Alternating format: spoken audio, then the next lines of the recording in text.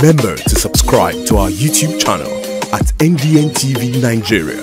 Click on the subscribe button and be the first to get notifications. Niger Delta Development Commission, NDDC, making a difference.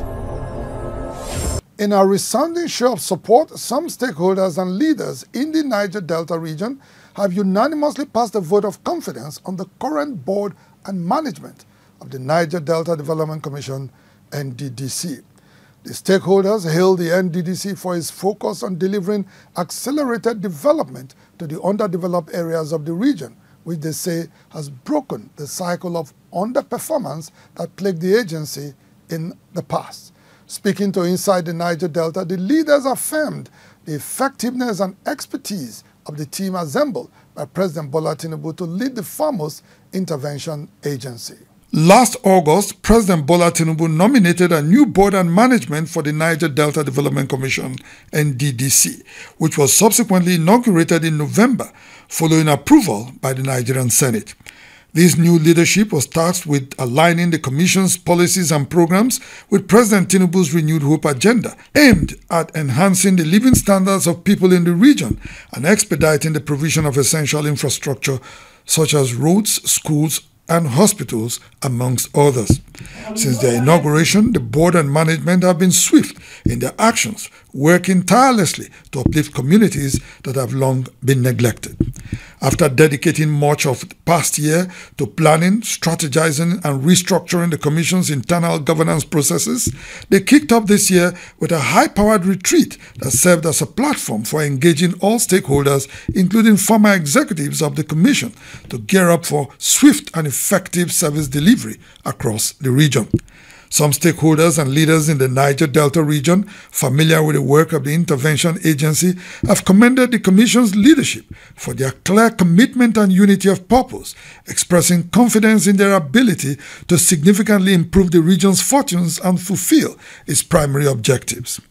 The stakeholders are particularly impressed by the ongoing initiatives of the Commission aimed at fostering partnerships and trust among critical development stakeholders, creating sustainable livelihood alternatives and youth capacity building programs, as well as illuminating the Niger Delta region with its Light Up Niger Delta project. The board is, I think, is well equipped with people with the needed competence. They are focused, right? They are focused. And over the years, we have never had stability. And I think they are playing according to the rules of the game. You know, Dr. Samuel Buku and his team, if they are supported, well, wow, we don't have any problems. Okay? I happen to have participated in one of the meetings the board and the directors of NDDC had with the House of Reps Committee on NDDC. I was amazed at the young man's articulation of both the challenges they're facing, how they intend to overcome that, those challenges, the type of synergy they want to build, and their projections on how to, be able even to, introduce some legacy projects.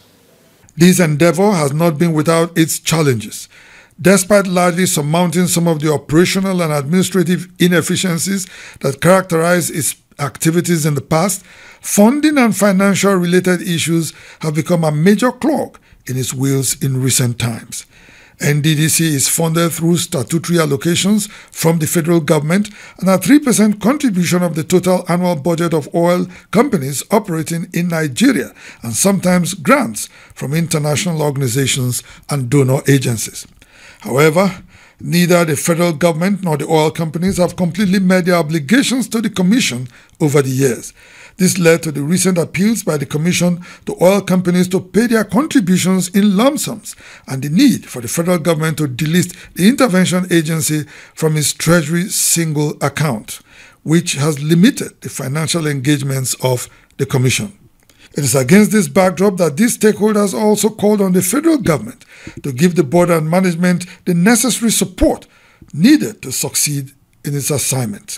If from Abuja you have that level of pressure, interference, imposition from presidency elements, from National Assembly.